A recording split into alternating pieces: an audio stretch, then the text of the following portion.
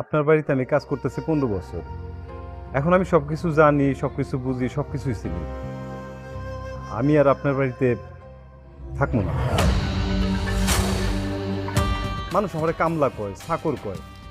আমি তাই চিন্তা করছি আমি আমার বাড়িতে ফিরে যাব।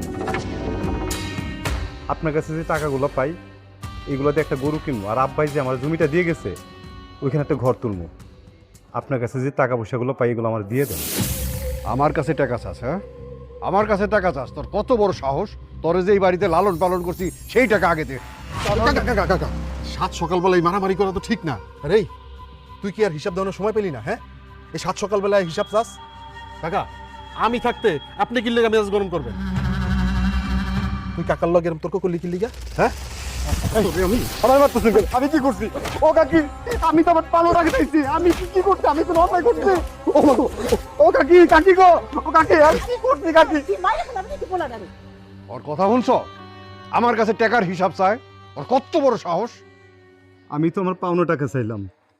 আমার মনে আছে আমার দাদাই যখন আপনার কাছে দিয়ে গেছিল তখন আপনি কইছিলেন আমার প্রথম 5 বছরে 8,000 টাকা করে দিবেন।